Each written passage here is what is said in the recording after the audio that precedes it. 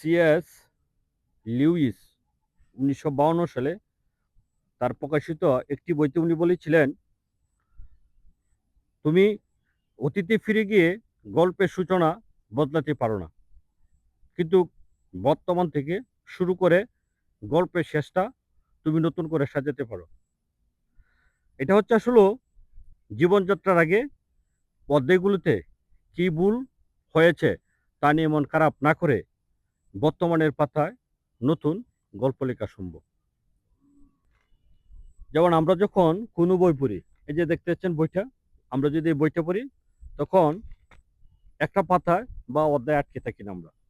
কিন্তু নিজেদের জীবনের ক্ষেত্রে কেন আমরা একটা খারাপ অধ্যায় থেমে যাই? এই যে বইটা দেখতে পাচ্ছেন, যদি বইটা পড়ি আসলে আমরা এভাবে উল্টে বইটা পড়ি, কিন্তু আমাদের ক্ষেত্রে হয় ভিন্ন। আমরা একটা খারাপ কাজ করলে আমরা এই অধ্যায় থমকে যাই।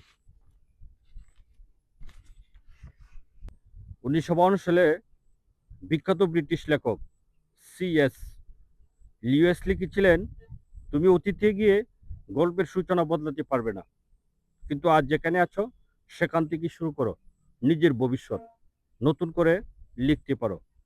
জীবন হলো একখানা বই। এই যে বইটা দেখতে পাচ্ছেন, আমাদের জীবনটা ঠিক এই বইটার মতনই।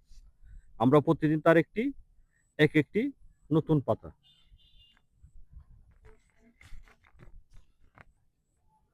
রোমান দার্শনিক মার্কাস অরেলিয়াস প্রায় ২০০০ বছর আগে শিখিয়ে গেছেন, অতীতের পৃষ্ঠা উল্টো ফেলে ছেঁড়া জীবনের নতুন সৌন্দর্য পাওয়া যায় না।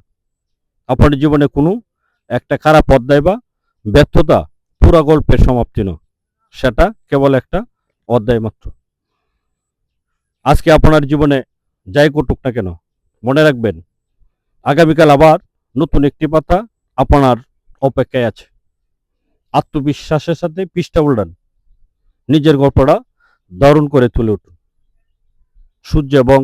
সূর্য অস্ত হলো নতুন আশা, নতুন দিন, পরিবর্তনশীলতা, অন্ধকারের পর আলোর পুনরাগমনের সবচেয়ে বেশি।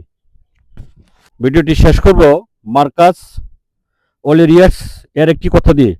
তিনি বলেছিলেন, জীবন হলো একটি বইয়ের পাতার মতো, যার প্রতিদিন একটি পাতা নতুন উন্মোচিত হয়।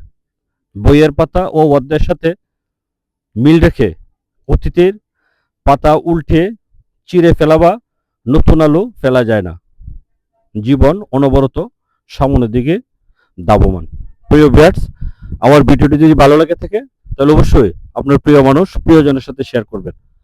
আর আমার ফেসবুক পেজ এবং ইউটিউবের চ্যানেলটির নাম হচ্ছে safa.com। সাবস্ক্রাইবার এবং ফলো দিয়ে রাখবেন, এই আশা আমি সবসময় আপনাদের কাছে রাখি। আল্লাহ হাফেজ।